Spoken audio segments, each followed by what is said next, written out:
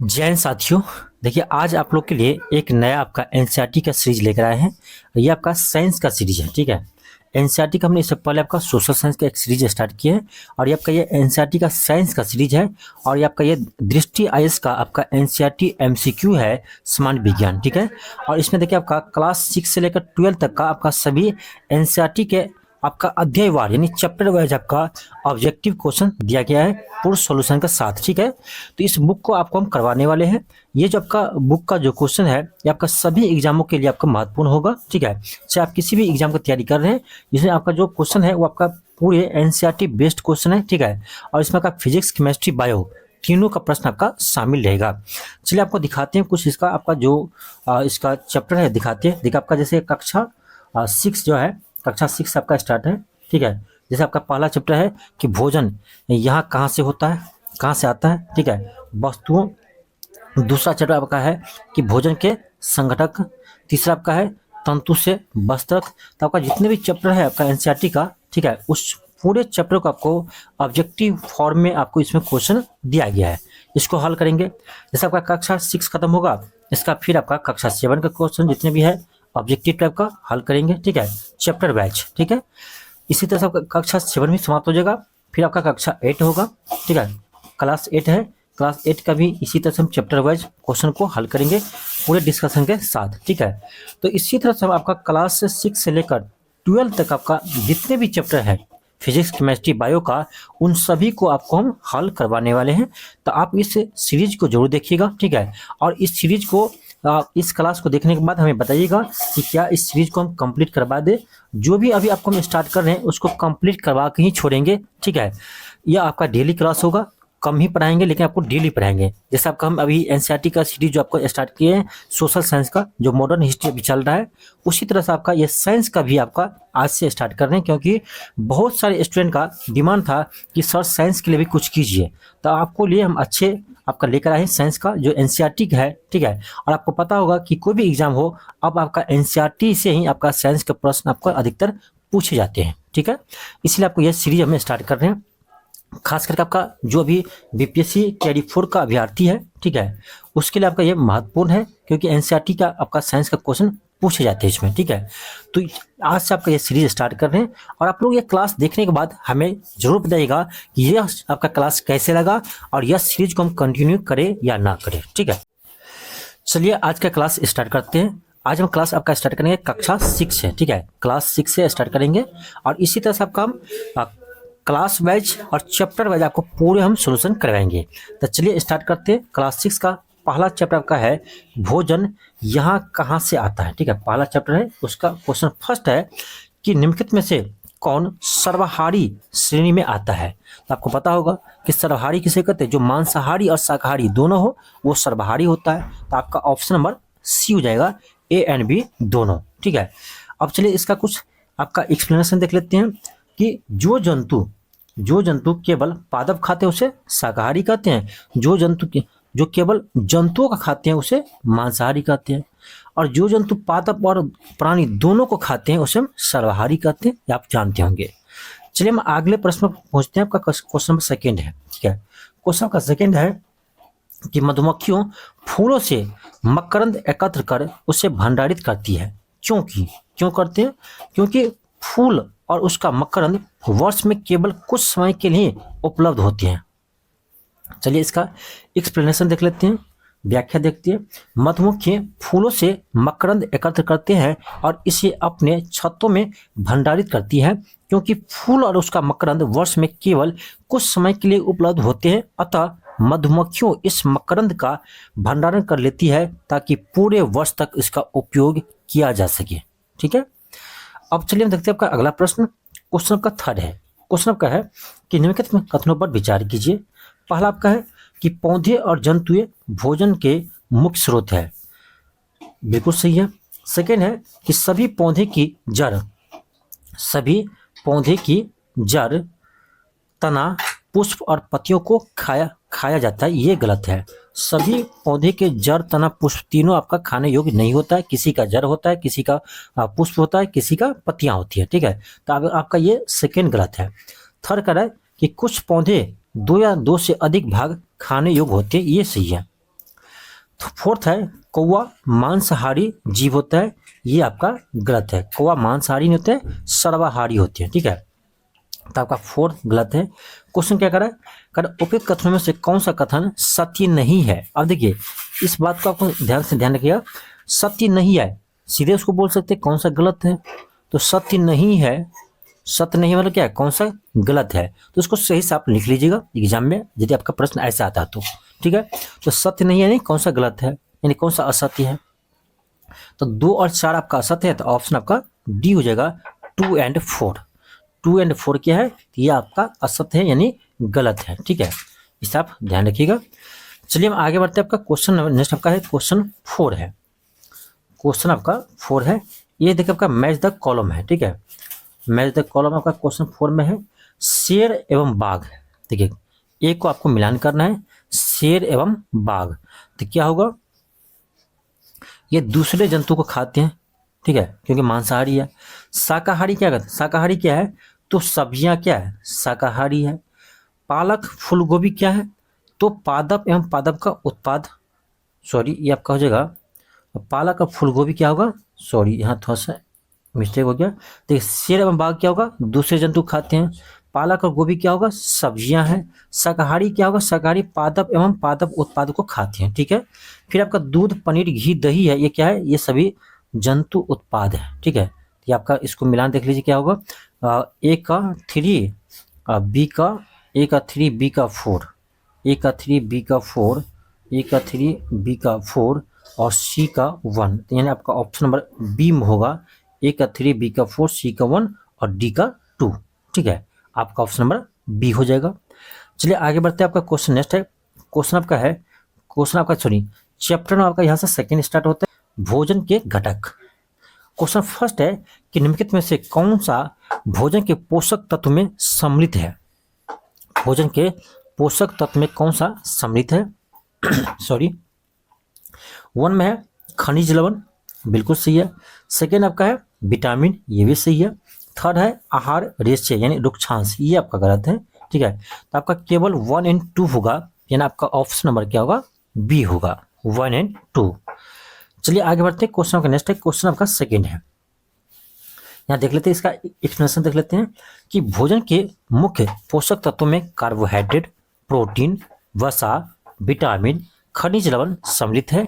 इसके अतिरिक्त भोजन में आहार रेशे, रुक्षांश और जल भी होता है। रुक्षांश हमारे शरीर में कोई पोषक प्रदान नहीं करते हैं, ध्यान रखिएगा, रुक्षांश हमारे शरीर में कोई पोषक प्रदान नहीं करते हैं, ठीक है। इसीलिए आपका केवल 1 और 2 होगा। आगे बढ़ते हैं। आपका क्वेश्चन नेक्स्ट है, क्वेश्चन आपका सेकेंड है, ठीक है। क्वेश्चन आपका सेकेंड है, क्वेश्चन आपका है कि भोजन के विभिन्न पोषक तत्वों के संदर्भ में निम्नलिखित कथनों पर विचार कीजिए। पहला आपका है कार्बोहाइड्रेट तथा वसा हमारे शरीर को मुख्य रूप से ऊर्जा प्रदान करते हैं, बिल्कुल सही है कि कार्बोहाइड्रेट और वसा क्या करते हैं, हमारे शरीर में एनर्जी प्रदान करते हैं। सेकंड है कि प्रोटीन और खनिज लवण हमारे शरीर में वृद्धि तथा अनुरक्षण के लिए आवश्यक होते हैं, ये भी सही है। प्रोटीन जो है हमारे शरीर में क्या करते हैं, वृद्धि के लिए आवश्यक होता है, ठीक है। थर्ड आपका है विटामिन हमारे शरीर के रोगों से रक्षा करने में सहायता करते हैं, ये भी सही है कि हमारे शरीर में जो है विटामिन शरीर में रोगों की से रक्षा करती हैं, ठीक है। तो आपका 1, 2 और 3 तीनों आपका सही है। क्वेश्चन क्या करा, क्वेश्चन करा उपरोक्त कथनों में से कौन सा सही है, तो आपका ऑप्शन नंबर डी हो जाएगा 1, 2 और 3 तीनों कथन आपका सही है। चलिए आगे बढ़ते हैं, आपका अगला क्वेश्चन देखते हैं। अगला क्वेश्चन आपका क्वेश्चन 3 है। क्वेश्चन क्या कह रहा है कि कार्बोहाइड्रेट के विभिन्न प्रकार के संदर्भ में निम्नलिखित कथनों पर विचार कीजिए। पहला आपका है एमिनो अम्ल। अब क्वेश्चन क्या कर रहा है, उपयुक्त में से कौन सा कार्बोहाइड्रेट का प्रकार नहीं है, यानी कौन सा कार्बोहाइड्रेट का प्रकार नहीं है। देखिए आपको पता होगा मंड जो होता है स्टार्च, वो क्या है, कार्बोहाइड्रेट है। शर्करा जो ग्लूकोज है वो क्या है, कार्बोहाइड्रेट है। लेकिन एमिनो अम्ल जो है ये आपका कार्बोहाइड्रेट नहीं है, ठीक है। आपको पता होना चाहिए एमिनो अम्ल क्या है, ये कार्बोहाइड्रेट नहीं है, प्रोटीन है। क्या है, ये प्रोटीन है। तो आपका क्या होगा, कौन सा कार्बोहाइड्रेट का प्रकार नहीं है, तो आपका ऑप्शन 1 ए होगा, केवल 1। एमिनो अम्ल क्या है, वो कार्बोहाइड्रेट नहीं है और वही आपसे पूछ रहा है, तो आपका ऑप्शन नंबर ए हो जाएगा, ठीक है। यहाँ देख लीजिए इसका व्याख्या। कार्बोहाइड्रेट कई प्रकार के होते हैं, हमारे भोजन में हमारे भोजन में पाए जाने वाले मुख्यतः कार्बोहाइड्रेट मंड और शर्करा के रूप में होते हैं और एमिनो अम्ल प्रोटीन होते हैं। ठीक है, इसको ध्यान रखिएगा। आगे बढ़ते हैं, आपका अगला क्वेश्चन है, क्वेश्चन 4 है। क्वेश्चन आपका है कि वसा भोजन का एक महत्वपूर्ण घटक है। वसा के संदर्भ में निम्नलिखित कथनों पर विचार कीजिए। चलिए देखते हैं। आपका फर्स्ट पॉइंट आपका है कि भोजन में वसा की अत्यधिक मात्रा मोटापे का कारण बनती है। बिल्कुल सही है। मोटापा जो है वो फैट के कारण क्या होता है, बढ़ता है, तो वसा के कारण ही मोटापा आते हैं। ठीक है, तो ये आपको 1 बिल्कुल सही है। सेकंड कह रहा है कि वसा शरीर को ऊर्जा प्रदान करती है, ये भी सही है। ऊर्जा शरीर में जो है वसा प्रदान करती है। थर्ड है कि वसा के तुलना में कार्बोहाइड्रेट की समान मात्रा में से हमें अधिक ऊर्जा प्राप्त होती है, ये गलत है। ध्यान रखिएगा, कार्बोहाइड्रेट से अधिक आपका वसा में होता है एनर्जी। ठीक है, लेकिन यहाँ पर क्या लिखा है कि वसा के तुलना में कार्बोहाइड्रेट में एनर्जी अधिक होता है, ये गलत है। ध्यान रखिएगा, वसा में कार्बोहाइड्रेट से अधिक एनर्जी होता है। ठीक है, तो ये आपका थर्ड गलत है। तो इसका सही कौन सा होगा, केवल 1 और 2 सही होगा। क्वेश्चन क्या करा ये भी देखते हैं। क्वेश्चन करा आपका कि उपयुक्त में से कौन सा कथन सही है, तो आपका ऑप्शन नंबर बी होगा, केवल 1 और 2, केवल 1 और 2 होगा। ठीक है, ध्यान रखिएगा। चलिए आगे बढ़ते हैं। क्वेश्चन आपका नेक्स्ट है, क्वेश्चन नंबर 5 है। क्वेश्चन आपका 5 है। क्वेश्चन कर आपका कि पोषक तत्वों के अलावा जल भी भोजन का हिस्सा होता है। इस रूप में जल के संदर्भ में निम्नलिखित कथनों पर विचार कीजिए। जल के संदर्भ में निम्नलिखित कथनों पर विचार कीजिए। पहला आपका है कि कुछ सीमा तक शरीर के लिए आवश्यक जल की पूर्ति खाद्य पदार्थों में उपस्थित जल से हो जाती है, बिल्कुल सही है। सेकंड है कि जल भोजन में उपस्थित पोषकों को अवशोषित करने और मूत्र तथा पसीने के रूप में अवशिष्ट पदार्थों को शरीर से बाहर निकालने में सहायक होते हैं, ये भी सही है। अगर कौन सा कथन सही है, तो आपका ऑप्शन क्या होगा, सी हो जाएगा, 1 और 2 दोनों। चलिए देख लेते हैं इसका एक्सप्लेनेशन। ठीक है, दोनों व्याख्या आपका सही है। सामान्यतः हमारे शरीर को जितना जल की आवश्यकता होती है वो हमें उन वस्तुओं से प्राप्त होता है जिन्हें हम द्रव्य के रूप में लेते हैं, जैसे जल, दूध, चाय। जल भोजन में उपस्थित पोषकों को अवशोषित करने और अपशिष्ट को शरीर से बाहर निकालने में सहायक होते हैं। चलिए आगे बढ़ते हैं। अगला क्वेश्चन का क्वेश्चन नंबर 6 है। इसमें क्या करना है, हमको मैच करना है कॉलम 1 को कॉलम 2 से। ठीक है, सूची 1 को सूची 2 से मिलान करना है। सूची 1 में विटामिन दिया है और सूची 2 में दिया है इससे संबंधित रोग। ठीक है, अब देखिए विटामिन ए है, तो विटामिन ए की कमी से कौन सा रोग होता है, आपको पता होगा, दृष्टिहीनता होते हैं, रौतुंधी जो बोलते हैं। ठीक है, रौतुंधी बोलते हैं या दृष्टिहीनता बोलते हैं, आपका विटामिन ए की कमी से होता है। फिर आपका बी में क्या है, विटामिन B1, आपको पता होगा विटामिन B1 की कमी से बेरी रोग होता है, तो आपका बी का हो जाएगा 1। फिर आपका सी है विटामिन सी, तो विटामिन सी की कमी से स्कर्वी रोग होते हैं, ये भी आपको पता होगा, तो सी का 4 हो जाएगा। फिर आपका विटामिन डी, तो विटामिन डी की कमी से रिकेटस रोग होते हैं, तो आपका डी का हो जाएगा 2। तो आप देख लीजिए क्या होगा आंसर, ए का है 3, बी का है 1, सी का है 4 और डी का है 2।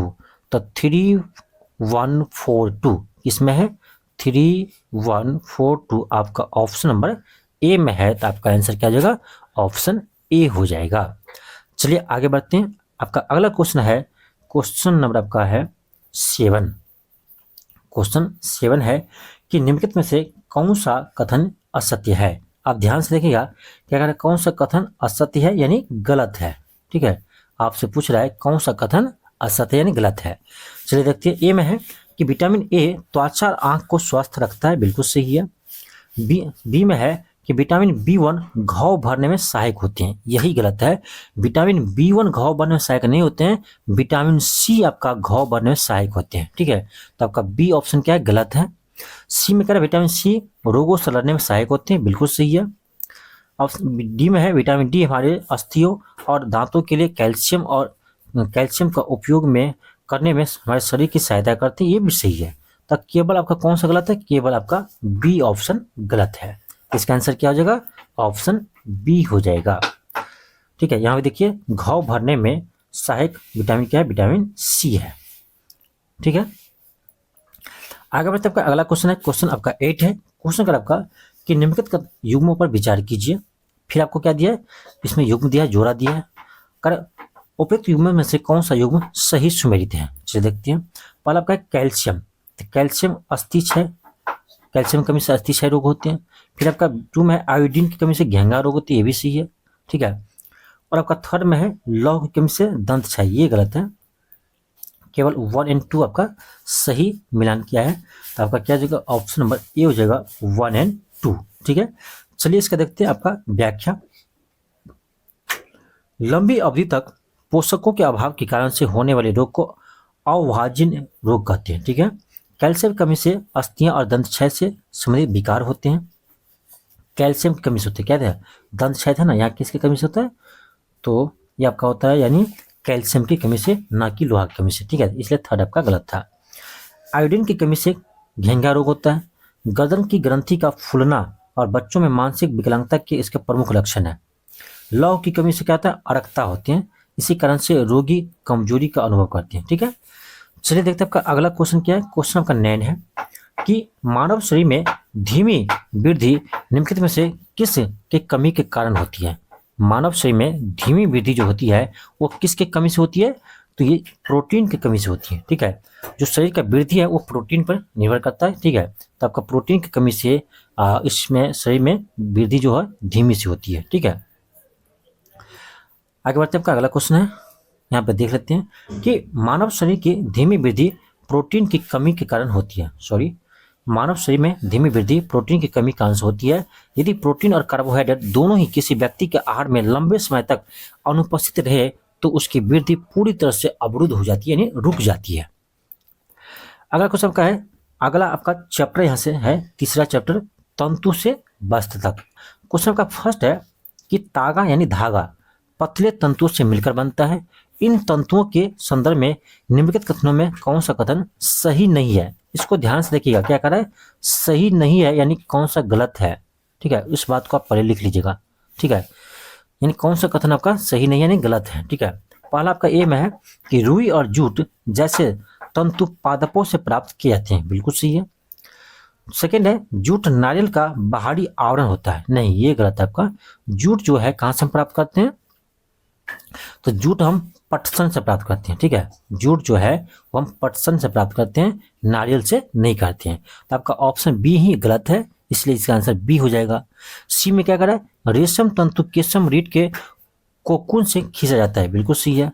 4 है आपका डी में ऊन और रेशम जंतुओं से प्राप्त होती है, ये भी सही है। तो आपका कौन सा गलत है? तो केवल आपका ऑप्शन नंबर बी गलत है, ठीक है। आगे बढ़ते आपका अगला क्वेश्चन है, क्वेश्चन सेकेंड है कि निम्नलिखित कथनों पर विचार कीजिए। करा क्या है? उपयुक्त तंतुओं में से कौन सा संश्लेषित तंतु का उदाहरण है, ठीक है। संश्लेषित, ठीक है। चलिए देख लेते हैं। इसमें आपका जो है पॉलिस्टर हो जाएगा, ठीक है, पॉलिस्टर हो जाएगा, फिर आपका नेलॉन हो जाएगा और आपका हो जाएगा एक्रिलिक, ठीक है। यानी 2, 3, 4 हो जाएगा। तो 2, 3, 4 आपका ऑप्शन नंबर बी में है, तो 2, 3, 4 हो जाएगा। और जो फ्लैक्स है और रेशम जो है ये आपका संश्लेषित तंतु नहीं है, ठीक है। चलिए देख लेते हैं इसका एक्सप्लेनेशन, हम देख लेते हैं। कपास जूट, देखिए फ्लैक्स किसको बोलते हैं? जूट को बोलते हैं। कपास जूट रेशम ऊन के तंतु पादपों तथा जंतुओं से प्राप्त किए जाते हैं, अतः इन्हें प्राकृतिक तंतु कहते हैं, ठीक है। ऐसे रासायनिक पदार्थ से निर्मित तंतु जिसका स्रोत पादप अथवा जंतु नहीं है उसे हम संश्लेषित तंतु कहते हैं, ठीक है। जैसे पॉलिस्टर, नेलॉन, एक्रिलिक, ठीक है, ये सब क्या है? संश्लेषित तंतुओं का उदाहरण है, ठीक है। तो आगे बढ़ते हैं, आपका क्वेश्चन नेक्स्ट है, क्वेश्चन आपका थर्ड है। क्वेश्चन आपका है कि भारत में पटसन जूट की खेती प्रमुख रूप से की जाती है। जूट की खेती कहाँ करते हैं? तो देखिए ये आपका केरल, पश्चिम बंगाल, इसमें आपका जो है पश्चिम बंगाल, बिहार और असम हो जाएगा, ठीक है। केरल नहीं होगा, जूट की खेती केरल में नहीं होता है। तो आपका जो है 1, 3 एंड 4 होगा। 1, 3, 4 किसमें? ऑप्शन नंबर सी में है, ऑप्शन सी हो जाएगा। कहा जाए सबसे अधिक कहाँ होता है? तो फर्स्ट स्थान आपका पश्चिम बंगाल है जूट के उत्पादन में, सेकेंड स्थान आपका बिहार होता है जूट के उत्पादन में, ठीक है, ध्यान रखिएगा। आगे बढ़ते हैं, आपका अगला क्वेश्चन है, क्वेश्चन नंबर 4 है कि निम्नलिखित कथनों पर विचार कीजिए और करें आपका उपयुक्त कथनों में से कौन सा कथन सही है। चलिए देखते हैं। पहला आपका है कि पटसन जूट पादप को पुष्पन अवस्था में काटते हैं, बिल्कुल सही है। पर्सन के तने को कुछ दिनों तक जल में डुबो कर रखते हैं, बिल्कुल आप देखे होंगे गाँव में। थर्ड है कि रेशे से धागे बनाने की प्रक्रिया को कताई कहते हैं, ये भी सही है। तो आपका कह रहा है कौन सा कथन सही है, तो तीनों कथन सही है, 1, 2 एंड 3 तीनों कथन आपका सही है। एक सेकेंड, अगला आपका चैप्टर यहाँ से स्टार्ट होता है, चैप्टर नंबर 4 स्टार्ट होता है, ठीक है। वस्तुओं के समूह बनाना है। इसका फर्स्ट क्वेश्चन है कि निम्नलिखित पर विचार कीजिए, उपरोक्त में से कौन सा जल में विलय है, यानी जल में कौन सा घुलनशील है। पहला ऑक्सीजन है, सिरका भी है, मिट्टी का तेल नहीं। आप देखे होंगे जब आप पानी में ना मिट्टी का तेल छिड़क डालिएगा तो आपका तेल ऊपर आ जाते हैं, ठीक है। यानी पानी में जो तेल है वो आपका मिक्स नहीं हो पाता, यानी मिट्टी का तेल जो है वो जल में विलय नहीं है, ठीक है। 4 है नींबू का रस, ये भी आपका जल में विलय है। जैसे आप नींबू का रस पानी में मिलाते हैं तो वो मिल जाता है, आप देखे होंगे। तो यही कह रहा है आपका जल में कौन सा विलय है, कौन सा घुल जाता है। तो आपका हो जाएगा 1, 2 एंड 4 होगा। किस ऑप्शन में है, तो ऑप्शन सी में है 1, 2 एंड 4, ठीक है। चलिए हम आगे बढ़ते हैं। क्वेश्चन का सेकेंड है, क्वेश्चन का आपका कि निम्नलिखित पर विचार कीजिए, उपयुक्त में से कौन सा पदार्थ पारभासी है, ठीक है। क्या कह रहा है, कौन सा पदार्थ पारभासी है। देखिए एक होता है आपका पारदर्शी, दूसरा आपका होता है अपारदर्शी, तीसरा आपका होता है क्या, पारभासी। पारदर्शी यानी जो जिसमें दोनों साइड आर पार दिख सके वो पारदर्शी है। अपारदर्शी यानी जिसमें हम आर पार नहीं देख सकते हैं। अब पारभासी क्या होता है, पारभासी ऐसा होता है कि जिसमें हम आंशिक रूप से देख सकते हैं और आंशिक रूप से हम नहीं देख सकते हैं, उसको बोलते हैं पारभासी, ठीक है। तो कह रहा कौन सा इसमें पारभासी है, कौन सा इसमें पारभासी है, ये आपको बताना है, ठीक है। देखिए इसमें आपको देखा जाए तो स्टील की प्लेट, ये तो आपका अपारदर्शी है, ठीक है, ये होगा नहीं। तेल लगा हुआ कागज, ठीक है, ये आपका क्या है, तो आपका यह पारभासी है। आपको कुछ आर पार दिखाई देगा, कुछ दिखाई नहीं देगा, ठीक है। तो आपका सेकेंड इसका होगा। फिर है गत्ते का डिब्बा, ये भी नहीं होगा, कांच ये भी नहीं होगा। तो आपका केवल 2 होगा, यानी आपका ऑप्शन नंबर ए होगा, केवल 2, यानी तेल लगा हुआ कागज, ये क्या है, पारभासी है। चलिए देखते हैं इसका आपका व्याख्या देख लेते हैं। इसका व्याख्या है कि वह पदार्थ जिसके आर पर स्पष्ट रूप से देखा जा सकता है उसे क्या कहते हैं, पारभासी कहते हैं, ठीक है, ट्रांसपेरेंट कहते हैं। और जिनके आर पर नहीं देखा जा सकता है उसे क्या कहते हैं, अपारदर्शी कहते हैं, ठीक है। जैसे कांच पारदर्शी तथा गत्ते का डिब्बा अपारदर्शी पदार्थ का उदाहरण है। कांच से हम क्या कहते हैं, आर पार देख पाते हैं, गत्ते का डिब्बा और अपारदर्शी है वो, ठीक है। आपका अगला है कि ऐसे पदार्थ जिसका आर पार देखा तो जा सकता है परंतु स्पष्ट रूप से नहीं देखा जा सकता है उसे कहते हैं, उसको बोलते हैं पारभासी, ठीक है। जैसे आपका तेल लगा हुआ कागज। चलिए आगे बढ़ते, क्वेश्चन का थर्ड है। क्वेश्चन का थर्ड है कि निम्नलिखित कथनों पर विचार कीजिए, उपयुक्त में से कौन सा कथन सत्य नहीं है। कौन सा कथन सत्य नहीं, यानी फिर देखिए यहाँ पे घुमा दिया है, सत्य नहीं यानी गलत है, असत्य है यानी गलत है, यानी कौन सा कथन गलत है। पहला आपका है कि विभिन्न प्रकार के पदार्थों के गुण भिन्न भिन्न होते हैं और कुछ पदार्थ दिखावट में चमकदार होते हैं, बिल्कुल सही है। सेकंड कह रहा है कि हमारे चारों ओर वस्तुएं एक ही पदार्थ से बने हैं, यहीं पर गलत हो गया। हमारे चारों ओर जो वस्तुएं एक ही पदार्थ से नहीं बने हैं, एक से अधिक पदार्थों से बनी है, ठीक है। तो आपका सेकेंड ही ऐसा ही गलत हो गया। तो कह रहा कौन सा कथन सत्य नहीं यानी गलत है, तो आपका ऑप्शन में बी होगा, केवल 2 जो है वो आपका क्या है, असत्य है, ठीक है। चलिए देखते हैं आपका अगला क्वेश्चन। अगला आपका चैप्टर नंबर 5 है, पदार्थों का पृथक्करण के संदर्भ में निम्नलिखित कथनों पर विचार कीजिए। उपयुक्त में से कौन सा पृथक्करण की विधियां है, तो निष्पावन बिल्कुल है, निस्तारण ये भी है, निस्पंदन ये भी है, ये तीनों क्या है, पृथक्करण की विधियां हैं। तो आपका ऑप्शन नंबर डी हो जाएगा, ठीक है। चलिए आगे देखते हैं आपका अगला आपका है क्वेश्चन सेकेंड है कि पृथक्करण की विधियों के प्रयोग के संदर्भ में निम्नलिखित में से कौन सा कथन सत्य, कौन सा कथन सही नहीं है। फिर क्या कर रहा है, कौन सा कथन सही नहीं है यानी कौन सा कथन गलत है, ऐसे आपको समझना है, ठीक है। जब भी आपका ऐसा आता है ना एग्जाम में कि कौन सा कथन सही नहीं है, तो आपको समझना चाहिए कि कौन सा कथन गलत है, ये आपसे पूछा जा रहा है, तो वहीं पर आप लिख लीजिएगा। इससे आपका क्या होता है ना, क्वेश्चन गलत नहीं होता है, ठीक है।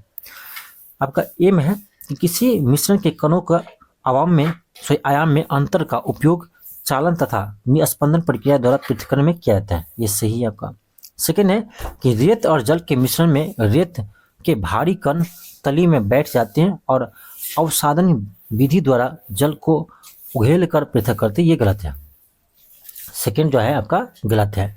ठीक है, चलिए देखते हैं इसका एक्सप्लेनेशन देख लेते हैं। चालन प्रक्रिया में चलनी छन्नी का प्रयोग किया जाता है। इसमें मिश्रित अवयवों के बड़े कणों को छानकर चालकर अलग किया जाता है। अधिक महीन अशुद्धियों को छानने के लिए कपड़े अथवा फिल्टर पत्र का उपयोग करते हैं और इस प्रक्रिया को हम निस्पंदन कहते हैं। ठीक है, और दोनों प्रक्रिया के मिश्रित कणों के आयाम में अंतर का उपयोग किया जाता है।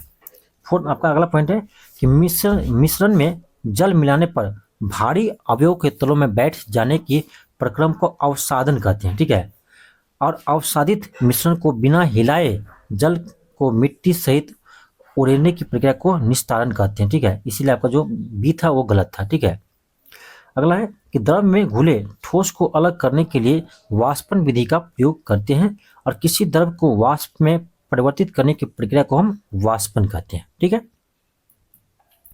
चलिए आपका अगला क्वेश्चन देखते हैं। क्वेश्चन थर्ड है कि जिस विलयन यानी सॉल्यूशन में कोई पदार्थ एक सीमा के बाद और अधिक न घोला जा सके ऐसे विलयन निम्न में से क्या कहलाता है? तो ऐसे विलयन आपका कहलाता है संतृप्त विलयन। ठीक है, ऐसे विलयन आपका कहलाता है संतृप्त विलयन। ठीक है, जिस विलयन में किसी पदार्थ की मात्रा एक सीमा से अधिक नहीं घोली जा सके उस पदार्थ को हम संतृप्त विलयन कहते हैं। अगला आपका क्वेश्चन है कि किसी पदार्थ के विलयन को गर्म करने से उसकी विलेयता पर निम्नलिखित में से क्या प्रभाव पड़ता है? ठीक है, देखिए किसी पदार्थ को हम जब सॉल्यूशन को गर्म करते हैं तो उसकी विलेयता क्या होता है? बढ़ जाती है। ठीक है, ऑप्शन आपका ये हो जाएगा। तो आज के लिए यहीं तक रहने दीजिए। ठीक है, अगले क्लास में आपको हम इससे आगे आप सॉल्व करेंगे। ठीक है, और आप लोग बताइएगा कि यह क्लास आपको कैसे लगा। ठीक है, आज ये आपका क्लास डेमो क्लास था। ठीक है, आगे से इससे आपका लंबा क्लास होगा और आप लोग बताइएगा कि यह क्लास आपको कैसे लगा, क्लास कंटिन्यू किया जाए या नहीं। ठीक है, यदि आप लोग कहेंगे तो ये क्लास आपका कंटिन्यू चलेगा, जैसे आपका एनसीईआरटी का सोशल साइंस का चल रहा है उसी तरह से आपका ये साइंस का भी सीरीज आपका हम एग्जाम तक स्टार्ट रखेंगे। ठीक है, तो आप लोग कॉमेंट बॉक्स में अपना प्रतिक्रिया जरूर दीजिएगा और आप यदि चैनल पर नए हो तो चैनल को जरूर सब्सक्राइब कर लीजिएगा और वीडियो को अधिक से अधिक शेयर कीजिएगा। थैंक यू, धन्यवाद।